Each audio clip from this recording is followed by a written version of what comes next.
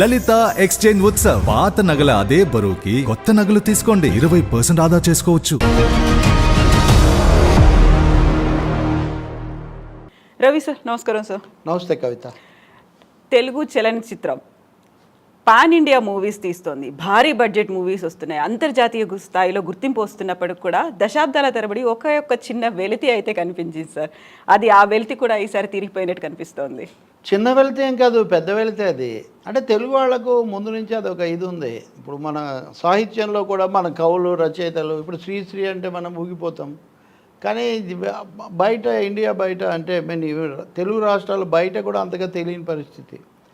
అంటే ట్రాన్స్లేషన్ లేకపోవడం వల్ల వీటిని చేయకపోవడం వల్ల సినిమా రంగంలో కూడా ఎన్టీఆర్ మీద తీసిన సినిమాలో చూస్తే ఇందిరాగాంధీ వాళ్ళకి పద్మశ్రీ అవార్డు ఇస్తున్నప్పుడు మీరు మద్రాస్ ఈసాని అడిగినట్టు అప్పుడు నాగేశ్వరరావు గారు ఈయన ఎన్టీఆర్ గారు మేము ఇట్లా ఫార్ సౌత్ నుంచి వస్తామని చెప్పడం ఇవన్నీ మనం చూస్తాం.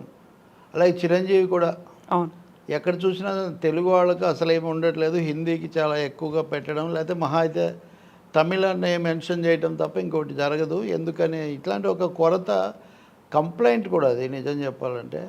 ఇంత పెద్ద రాష్ట్రము దేశంలో అనేక పరిణామాలకు నాంది పలికింది. సినిమా రంగంలో కూడా ఉదాహరణకు ఎన్టీఆర్ లాంటి నటుడు సోషల్ ఫిలిమ్స్లో నాగేశ్వరరావుని అలా ఉన్న ఇవి ఇంకెవరు ప్రపంచంలో ఎన్టీఆర్ లాగా ఎస్వీఆర్ లాగా చేసేవాళ్ళు వాటిని చేసింది ఎవరు లేరు. అయినా కానీ ఎప్పుడు అవార్డు రాలేదు ఉత్తమ నటుడు. ఉత్తమ చిత్రాలు చాలా వచ్చాయి. నాగేశ్వరరావు గారిని కూడా ఒకసారి బ్రహ్మానంద రెడ్డి అప్పుడు కేంద్ర మంత్రిగా ఉన్నప్పుడు మీరు అవార్డులు తీసుకోవడానికి మా దగ్గర అదేదో గెస్ట్గా కాకుండా కస్టమర్ లాగా మారిపోతున్నారన్నారని ఆయన జోక్ చేసేవాడు. ఇన్ని జరిగాయి, ఇంత కీర్తి ప్రతిష్టలు దాదాసాహెబ్ ఫాల్కే అన్నీ ఉన్నాయి, కానీ ఒక ఉత్తమ నటుడు అంటే బెస్ట్ హీరో అన్న అవార్డు మటుకు రాలేదు. జాతీయ స్థాయిలో ఎందుకు రాలేదు అనేది ఒక పెద్ద కొరత, ఒక పెద్ద లోటు, ఒక పెద్ద ఫిర్యాదు. దాన్ని అల్లువారి అబ్బాయి అర్జున్, అల్లు రామలింగయ్య గారి మనవడు, చిరంజీవి గారి మేనల్లుడు లాంటి వాడు తీర్చేసాడు దాన్ని. అది ఇక్కడ ప్రత్యేకంగా అందరూ చెప్పుకుంటున్న విషయం. అది సంతోషించాల్సింది కూడా. ఎందుకంటే ఈ సంవత్సరమే ఇంచుమించుగా ఆర్ఆర్ఆర్ కొంచెం అటు ఇటుగా ఆర్ఆర్ఆర్కు రావటము, ఆస్కార్లో పాటకు రావటము, ఆ తర్వాత అనేక విధాలుగా వసూళ్ల పరంగా దక్షిణ భారతం బాగా దూసుకుపోవటము, ప్రభాస్ లాంటి వాళ్ళు ఏదో పాన్ ఇండియా కాకుండా గ్లోబల్ స్టార్స్ లాగా వాళ్ళు రావటము, ఇలాంటి అనేకమైనటువంటి విస్తరణ ప్రపంచవ్యాప్తి సంకేతాలు కనబడుతున్నప్పుడు ఇది కూడా జరిగింది. అందుకనే మరింత సంతోషం వేస్తుంది. ఇంకోటేమో Allu Arjun over a period ఒక 20 ఏళ్ల కాలంలో అతను, మరి ముఖ్యంగా గత 10 ఏళ్లలో అతను ఒక యూత్ ఐకాన్ లాగా మారాడు. ఐకాన్ అని సినిమా కూడా తీస్తున్నారో లేదు నాకు తెలియదు, కానీ ఒక ఐకాన్ స్టార్ లాగా ఒక ఎనర్జెటిక్గా ఉంటాడు. ది బాయ్ నెక్స్ట్ డోర్ అన్నట్టుగా ఉన్నాడు. మరీ ముఖ్యంగా వైకుంఠపురంలో అది అవగానే పుష్ప ఒక రోలో వచ్చి ఇంకా ఆయన చాలా చాలా న్యూ హైట్స్కి తీసుకుపోయాయి. అంటే మిగతా వాళ్ళు రకరకాల కాంబినేషన్స్లో రకరకాల స్టోరీస్ ఇవన్నీ అనేక శ్రమలు పడి చేసిన పని అతను ఒక చేతి మీద సుకుమార్ అతను కలిసి, మిగతా వాళ్ళు లేరని కాదు, బట్ ప్రధానంగా హీరో డైరెక్టర్ అనుకుంటే డైరెక్టర్ కూడా కథకుడు కూడా ఆయనే అవుతాడు. కాబట్టి అది ఒక rare of the rarest feets కింద మనం చెప్పుకోవాల్సి వస్తుంది. సో అల్లు అర్జున్ ఇప్పటికీ అందరూ అభినందించారనుకోండి, మనం కూడా అభినందించడమే కాకుండా ఆనందంలో పాలు పంచుకోవాల్సిన సమయమే ఇది.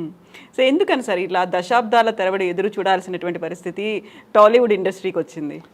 ఇంతకుముందు ఎందుకు రాలేదని దానికంటే ఇప్పుడు రావటం ఒకటి సంతోషము. అల్లు అర్జున్ లాంటి అందులో యంగ్ హీరోకు, అప్కమింగ్ హీరోకు, ప్రామిసింగ్ హీరోకు రావటం. మూడోది ఆయనకు దానికి కావాల్సినటువంటి వనరులు, ఇంకా దీన్ని పెంచుకోగలిగినటువంటి ఆ సమర్థత అవన్నీ ఉన్నాయి. అల్లు అరవింద్ లాంటి మంచి వెనక నుంచి అండగా మార్గదర్శకం చేసేవాళ్ళు ఉన్నారు. మెగా ఫ్యామిలీ ఇవన్నీ కూడా ఉన్నాయి. ఇవన్నీ ఉన్నంత మాత్రాన ఏమి రావనడానికి ఇప్పటివరకు మనం చూసిన చరిత్ర ఒక నిదర్శనం. కాబట్టి విపరీతమైన హార్డ్ వర్క్, దానికోసం ప్రిపరేషన్, అది డ్యాన్సా, ఫైట్సా, సెంటిమెంట్సా, యాక్షన్, లేకపోతే అన్నిటికీ కూడా సిద్ధపడే ఒక లక్షణమా. అల్లు అర్జున్ దగ్గర ఉన్నటువంటి ముఖ్యంగా దూసుకుపోయేటటువంటి డాషింగ్ నేచర్ ఒకటి. రెండోది ఈజ్. చాలాసార్లు మంచి నటులుగా పేరు పొంది మన్నను పొందే వాళ్ళు ఈజ్ చాలా ఎక్కువగా ఉంటుంది. ఇంకోటి ఆల్రౌండర్స్ అయి ఉండటం కూడా. ఒక రకమైన దాన్ని చాలా తారస్థాయిలో నటించవచ్చు, కానీ ఏ రకమైనదైనా ఈజీగా నటించేసి ఇంకా డ్యాన్స్ నెంబర్లో అవును. అతను ఆయన హీ ఎక్సిల్స్ ఎనీబడి అంత విపరీతంగా అంత ఈజీతో. ఇప్పుడు మీరు అలవైకుంఠపురంలో ఆ సామజ వరగమన కానీ రాములు ఆ పాట కానీ ఇట్లాంటి వాటికి చేసిన తీరు చూస్తే అవన్నీ ట్రెండ్ సెట్టర్స్ అయిపోయినాయి.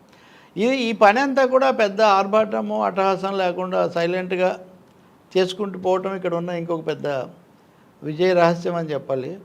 సో పుష్పకు తప్పకుండా ఏదో ఒక ఇది లభిస్తుంది అనేది. ఇంకోటి పుష్ప కోసం ఇప్పుడు ఉదాహరణకు పుష్పలో థీమ్ ఏంటి, దానికి అవార్డు ఇవ్వటం, ఇట్లాంటి మాటలు కూడా కొన్ని వచ్చాయి. గతంలో కూడా కొన్ని సినిమాలు వచ్చినప్పుడు ఇప్పుడు నాయకుడిలో కమల్ హాసన్ బాగా నటించాడు, లేదా దీవార్లో అమితాబ్ బచ్చన్ బాగా నటించాడు, ఎన్టీఆర్ గారు కృష్ణ పాత్ర దుర్యోధనుడి పాత్ర వేసిన జనం దుర్యోధనుడిగానే రారాజుగానే ఎక్కువగా కృష్ణుడిగా ఎటు తిరిగి ఆయన ప్రసిద్ధుడే, కానీ దుర్యోధనుడి పాత్రను కూడా ఆయన తన అంతే ఈస్తో చేయడం అనే దాన్ని జనం చూస్తారు కదా. కాబట్టి నెగిటివ్ షేడ్స్ ఉండి లేకపోతే ఒక రగ్డ్ క్యారెక్టర్ను కూడా చాలా ఈస్తో చేయడం అన్నది ఎప్పుడు హీరోలకు అదొక పెద్ద పాజిటివ్ ప్లస్ పాయింట్ అవుతుంది.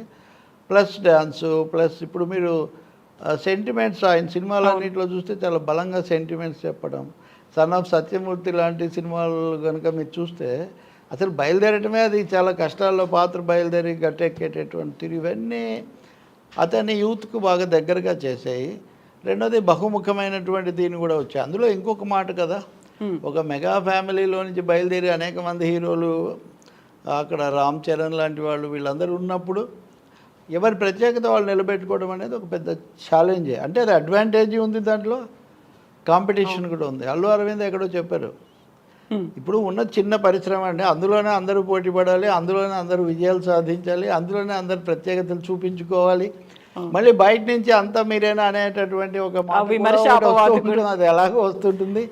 సో ఇన్నిటి మధ్యలో అతను కుర్రాడు చాలా బాగా చేస్తాడు, చాలా ఎనర్జెటిక్గా అనిపించుకోవటం అనేది తెలుగు ప్రేక్షకులతో అనిపించుకోవటం కాకుండా పుష్పతో దేశమంతా అనిపించుకోవటం, ఆ తర్వాత ఆ అభినందనలతోనే ఆగకుండా ఈ జ్యూరీ ముందు కూడా అది నెగ్గి ఆయనకు జాతీయ ఉత్తమ నటుడి అవార్డు రావటం అన్నది నిజంగా ఒక ప్రత్యేకతే. ఇంతకాలం ఎందుకు రాలేదు అని మీరు అడిగే ప్రశ్న అది ఎప్పుడు ఉంది, దానికి చాలా సమాధానాలు కూడా కనిపిస్తాయి మనకు. సో ఇప్పుడు మీరు అన్నారు మన పక్కింటి అబ్బాయి ఉన్నట్టుగా కనిపిస్తాడు అని. హీరో అనగానే ఒక రకమైన ఇమేజ్ ఉంటుంది sir, lover boy, chocolate boy ఇలాంటి పేర్లన్నీ ఉంటాయి. బట్ పుష్ప సినిమాకి సంబంధించి చూసుకుంటే అల్లు అర్జున్ది అలాంటి క్యారెక్టర్ ఏం కాదు, అసలు మాస్గా ఉన్నాడు. ఆ డైలాగ్ డెలివరీ కావచ్చు, ఆయన యాక్షన్ కావచ్చు, మిగతావన్నీ కూడా వాస్తవంగా ఒక హీరోకు ఉండేటటువంటి మేకప్, దాని పోలిష్ అవేమీ లేని క్యారెక్టర్ అది. సాధారణంగా హీరోలు పెద్దగా వేయడానికి ఇష్టపడింది కూడా. ఇటీవల కాలంలో రంగస్థలంలో రామ్ చరణ్, అవును, దీంట్లో అల్లు అర్జున్, ఇది రెండింటికి దర్శకుడు కూడా ఒకరే. అవును, ఇట్లాంటి పాత్రలు కొన్నే ఉంటాయి. ఎక్కువ భాగం మన హీరోలు చాలా ఇదిగా ఉంటారు. ఆ పాత్రల్లో కూడా ఇప్పుడిప్పుడు మార్పు వస్తుంది, కానీ గతంలో అయితే కనుక ఫ్యాన్స్ బాధపడతారని వీళ్ళు బాధపడితే దాన్ని అవాయిడ్ చేయడం జరిగేది. అట్లా కాకుండా తమిళనాడులో తమిళ సినిమాలో ఉన్నటువంటి ఒక విధమైన క్రూడ్ సోషల్ రియాలిటీ, ఆ తర్వాత డౌన్ ట్రాడన్ సెక్షన్స్ను బాగా ఫోకస్ చేయడం, ప్రొజెక్ట్ చేయడం, ఈ పద్ధతి తీసుకున్నారు. దీనికి తోడు అప్పుడు గత ప్రభుత్వం ఉన్నప్పుడు ఈ ఎర్రచందనం దాని గురించి చాలా కథలుగా రావటం అది జరిగింది కదా, దాన్ని కూడా దీనికి యాడ్ చేసుకొని ఈ చిత్రం తీశారు. సో ఒక విధంగా ఇది టైం ఫిలిం అని కూడా చెప్పాలి, కాలంతో ముడిపడింది. ఇప్పుడు చంద్రబాబు నాయుడు నా ఫోటో కనపడిందని ఆయనకు మిగతా అల్లు అర్జున్ ఇవన్నీ కూడా పక్కన పెట్టి తన ఫోటో కనపడిందని దాని మీద వైసీపీ వాళ్ళు అని వాడే ఆ ఇద్దరు పోటాడుకోవడానికి ప్రపంచంలో ఎన్నో రాజకీయ విషయాలు ఉన్నాయి. ఇందులో కూడా ఎక్సో వైయో దాని గురించి అని ఉంటే కూడా దాన్ని ఆయన స్థాయిలో దాన్ని నిజంగా కన్సిడరేషన్లోకి తీసుకోవాలో అర్థం కాదు, దాన్ని పక్కన పెట్టేద్దాం. మొత్తానికి ఆ టైంతో ముడిపడినటువంటి ఒక సినిమా, దాన్ని చాలా సక్సెస్ఫుల్గా చేసి ఈ అవార్డు కూడా పొందటం, తద్వారా ఆయన ఈరోజు తనిఖీల భరణి ఎక్కడో చెప్పాడు కదా, అల్లు అర్జున్ ఎక్కువ పెట్టి వీళ్ళు ఇంకా తెలుగు వాళ్ళకి చెల్లు ఇన్ని రోజులు ఫిర్యాదుకు చెల్లు అని ఇట్లా వచ్చే ఒక కపులెట్ ఏదో రాశారు. సో ఆ విధంగా చేశారు. అయితే మనకు ప్రతిసారి మాట్లాడుకున్నప్పుడు అది ఒక్కటి మాత్రం పించింగ్గా అయితే అనిపిస్తుంది కదా. అది నిజమే. ఎప్పుడు దేశంలో ఒక సమగ్ర దృష్టి, సమైక్యత దృష్టి లోపించటము, రెండవది వివిధ ప్రాంతీయ సంస్కృతులు, ప్రాంతీయమే ఉంది మన దేశంలో. తెలుగు దక్షిణాదిన ఉన్న భాషలే చాలా అభివృద్ధి చెందినటువంటివి.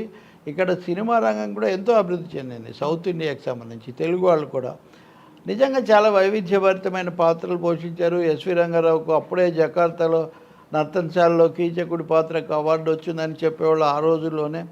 ఇన్ని మల్లీశ్వర్ లాంటి దాన్ని ఇప్పటికీ ఒక టెక్స్ట్ బుక్ లాగా గ్లోబల్గా చూస్తారు. ఇవన్నీ ఉన్నా కానీ ఆ నటులకు ఎందుకు అవార్డులు రాలేదు అనేది ఒక పెద్ద ప్రశ్నే. రెండవదేమో అసలు ఉత్తర దక్షిణ, దీంట్లో దక్షిణాన అందులో తమిళానికి ఇస్తే ఇంకా అప్పటికే ఎక్కువ అన్న పరిస్థితి. ఆ తర్వాత 70s నుంచి 70s తర్వాత ఈ మలయాళీ సినిమాలు కొంచెం మార్పు రావటం, ఆ తర్వాత నెక్స్ట్ ఫేజ్లో కన్నడ మార్పు రావటం, దాంతో గత జమానాలో ఎక్కువగా ఈ సమాంతర చిత్రాలకు, ప్యారలల్ ఫిలిమ్స్కు, ఎక్స్పెరిమెంటల్ ఫిలిమ్స్కు అవార్డులు ఎక్కువగా ఇస్తుండే. నాన్ కమర్షియల్ ఆ పేరు కూడా ఉండేది కాదు. సత్యజిత్ రేలు, మృణాల్ సేన్లు, అదూర్ గోపాలకృష్ణన్లు, బాలచందర్లు ఇలాంటి వాళ్ళకి ఎక్కువ అవార్డులు, వాటిలో నటించిన వాళ్ళకి అవి వస్తుండేవి. దాంతో పోలిస్తే Telugu cinema is a typical commercial pack అనే ఒపీనియన్ బలంగా ఉంది. అది చాలా వరకు నిజం కూడా. బట్ అయితే బలమైన కథలు ఎన్నో ఉన్నాయి. వాటిని ఎందుకు అలా జరగలేదంటే అనివార్యంగా కొంచెం ఈ ఒక విధమైన చిన్న చూపు, రెండవది రాజకీయం కూడా కారణమేమో అనిపిస్తుంది. ఎందుకంటే ఏ విధంగా చూసినా ఎన్టీఆర్, నాగేశ్వరరావులతో అంత వైవిధ్యమైన పాత్రలు పోషించని ఎంజీఆర్ వ్యక్తిగా, నాయకుడిగా, ముఖ్యమంత్రిగా గొప్పవాడు కావచ్చు. యాజ్ అన్ యాక్టర్ ఆయన చిన్న ఫ్రేమ్లో నటిస్తూ ఆయనకే 1972లోనే అది కూడా రిక్షాకారన్ సినిమాకి ఇచ్చారు, చాలా పెద్ద అవార్డు. ఆ తర్వాత భారతరత్న కూడా ఇచ్చారు అనుకోండి.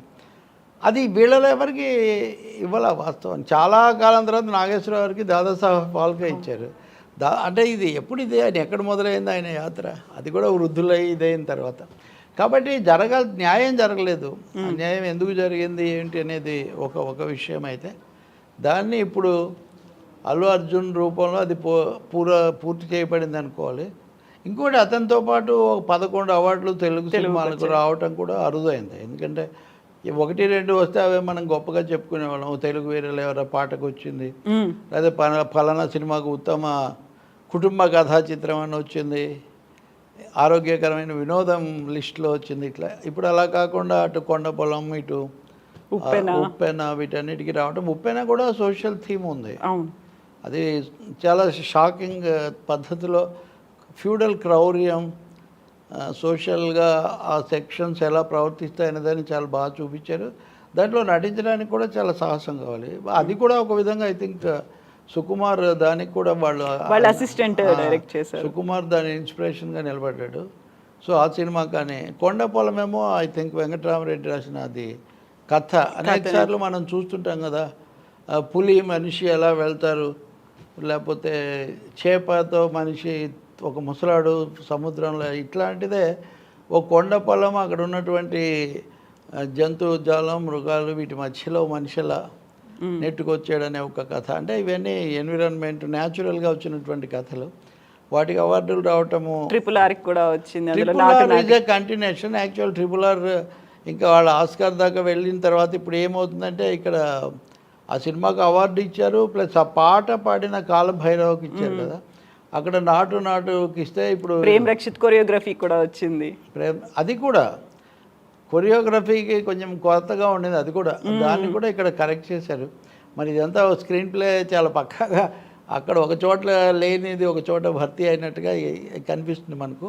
కొమరం భీముడో పాట కూడా ఎక్కువగా అందరూ పాడుకున్నారు కదా, అదేమో డ్యాన్స్ ప్రధానమైంది, ఇదేమో పాట కంటెంట్. సో దీనికి కూడా అవార్డు రమ్మంటే ఇవన్నీ సంతోషించాల్సిన విషయాలు. ఈ స్పిరిట్ కంటిన్యూ చేయాలి. రెండోది వీటన్నిటి నుంచి కూడా మళ్ళీ వీటిలో ఏదో వాళ్ళకు వ్యతిరేకంగా వీళ్ళు, లేకపోతే ఇదేదో కేవలం లాబింగ్, లేకపోతే బదులు డెఫినెట్గా అన్ ఎయిర్ ఆఫ్ పాలిటిక్స్ ఇప్పుడు ఉంది. నిజమే, అది వీళ్ళకేమో అల్లు అర్జున్కి ఏం సంబంధం. ఆయన దేశముద్రు చేసినా, పరుగు చేసినా, సత్యమూర్తి చేసినా, లేకపోతే ఇంకొక అది ఇట్లాంటివి రేసు గుర్రం చేసినా, ఆయన తన ఎంటర్టైన్మెంటు, తన సెంటిమెంటు, కమర్షియల్ వాటి గురించి తప్ప వాళ్ళకి పెద్ద రాజకీయాలు ఏమీ అలా జరిగే ప్రక్రియ కాదు ఇది. కానీ మనకు రాజకీయం ఎక్కడ కనిపిస్తుందంటే, కాశ్మీర్ ఫైల్స్కు సమైక్యతా చిత్రం అని ఇవ్వడంలో తప్పకుండా దాని మీద అందరూ విమర్శ చేశారు ఇప్పటికే, అది కనిపిస్తుంది. ఇంకేదైనా అవార్డు ఇస్తే వేరే విషయం, కానీ నేషనల్ ఇంటిగ్రేషన్కు ఈ సినిమా దెబ్బ అని చాలామంది భావించిన సమయంలో విమర్శలు కూడా వచ్చిన సినిమా అది. ఇంటర్నేషనల్గా కూడా కొన్ని దేశాల్లో అసలు దాన్ని వద్దే వద్దన్న సినిమా అది. అట్లాంటి దాన్ని కూడా దానికి అవార్డు ఇచ్చారు. ఇప్పుడు న్యాచురల్గా మన దేశంలో ఇప్పుడున్న వాతావరణంలో జై భీమ్కి ఎందుకు ఇవ్వలేదు, ఇప్పుడు ఉప్పెనకు ఏ కారణంతో ఇచ్చారో చూస్తే అట్లాంటి సోషల్ జస్టిస్ అనే ప్లాంక్ తీసుకుంటే మీరు ఈ సినిమా పుష్పలో ప్రధానమైంది స్మగ్లర్లతో పాటు పోలీస్ వ్యవస్థ క్రౌర్యం కూడా. జై భీమ్ కూడా అచ్చమైన అదే థీమే కదా, పౌర హక్కులు, అణగారిన వర్గాలు, దాని మీద తీసి అది కూడా దేశాంతర విజయం సాధించింది. చాలా చాలా సాహసంతో తీసిన సినిమా. కనీసం ఒక ప్యాట్, ఒక అభినందన లాంటిది కూడా దానికి దొరికిన సందర్భం లేదు. జై భీమ్ అని మన భారత రాజ్యాంగ నిర్మాత అంబేద్కర్ అని చెప్పి ఆయన పేరు ఆ సినిమాకు కూడా పెట్టుకున్నారు. మరి ఇవన్నీ చూసినప్పుడు తప్పకుండా దాన్ని విస్మరించటం అన్నది ఒక విమర్శ కారణమే అవుతుంది. ఎందుకు విస్మరించారు? నాకు ఒకటైతే కనిపిస్తుంది, అందులో సినిమా పొడవునా ఎర్ర జెండాలు చూపించడం, తర్వాత ఆమె ఏదో పార్టీ సిపిఎం పార్టీకి సంబంధించిన అని చెప్పటం, వాళ్ళ ఆఫీసులు, ఇట్లాంటి బ్యాక్గ్రౌండ్ అది ఏం జరిగిందో అది ఆ డైరెక్టర్ అది తీశాడు. జస్టిస్ చందు చెప్పిన ప్రకారం నిజంగా జరిగిన కథ అది. మరి కాశ్మీర్ ఫైల్స్ నిజమని మనం ఇంత చేయటం నిజమైతే తరచూ ఎమర్జెన్సీని రెఫర్ చేస్తుంటారు వీళ్ళు, మోదీ గారు. మరి ఎమర్జెన్సీ కాలంలో హక్కుల అణచివేత జరిగినప్పుడు జరిగిన ఒక అణగారిన మహిళా పోరాటం అది. మరి ఇది ఏ విధంగా చూసినా it deserves recognition and appreciation. అది జరగలేదు. అది ఒక లోటుగా ఉంటుంది తప్పకుండా. అలియా భట్ ఆర్ఆర్ఆర్లో నటిస్తున్నప్పుడు కూడా చాలామంది చాలా కామెంట్స్ చేశారు, రాదన్నారు. ఆ సినిమాని గురించి కూడా అప్పుడు అలాగే అన్నారు. మరి ఆమెకు కూడా ఉత్తమ నటి అవార్డు వచ్చింది. సో ఆమె కూడా చాలా, మనకు కూడా తెలుగు వాళ్ళకు కూడా బాగా తెలుసు కూడా, కాబట్టి మంచి కొత్త విధంగా ఉంది ఈసారి ఈ ఎక్స్పీరియన్స్. సో ఇప్పుడు ది రైజ్ అనేది ఇలా కంటిన్యూ అవుతుంది అని అనుకోవాలి. The rise of Allu Arjun విమెస్సే. సో కమింగ్ గ్లోబల్గా ఆ పాట, దానికి సంబంధించిన హైప్, లేకపోతే ఆ ఊపు, దాంట్లో నుంచి ఇప్పుడు అల్లు అర్జున్ది కూడా రావటం ఇది ఒక రీజనబుల్ కంటిన్యూషన్ అనుకోవాలి. తెలుగు సినిమా కమర్షియల్గా నిలదొక్కుంటూనే సోషల్గా కూడా మా రైట్ థీమ్స్తో, పాత్ బ్రేకింగ్ మెసేజెస్తో ముందుకు పోవాలని మనం కోరుకోవాలి. టెక్నాలజీలో కూడా ఇప్పుడు విఎఫ్ఎక్స్ కూడా అవార్డు వచ్చింది ఈ సినిమాలో. అంటే దట్ షోస్ తెలుగు సినిమా టెక్నాలజికల్గా కూడా ఎట్లా అడ్వాన్స్ అవుతూ ఉంది. జాతీయ స్థాయిలో దేశవ్యాప్తంగా కూడా ఇది ఒక మార్గదర్శకంగా ఉందనే ఒక విషయం మనకు తెలుస్తుంది. అది తప్పకుండా బాహుబలి, ఆర్ఆర్ఆర్, ఇంకా అనేక సినిమాల్లో రాజమౌళి దాన్ని బాగా ప్రధానంగా తెచ్చిపెట్టాడు. సో ఎవరో అన్నారు రాజమౌళికి అంటే వీటన్నిటిలో రాజమౌళి కనిపిస్తాడు చాలా వరకు జనానికి, కాబట్టి ఆయన అక్కడ ఉండకపోయినా. Yes sir, thank you sir, thank you. Lalitha exchange Utsav. పాత నగల అదే బరువుకి కొత్త నగలు తీసుకోండి. No extra charge, no deduction. పాత నగలిచ్చిన 5 నెలల నుంచి నగను బట్టి తరుగే లేకుండా తీసుకోండి. 11 నెలల తర్వాత తీసుకుంటే ఏ నగలైనా గానీ తరుగే లేదు. డబ్బులు చెల్లించి కూడా పథకంలో చేరొచ్చు. నగల ప్రైస్ లో 20% ఆదా చేసుకోవచ్చు.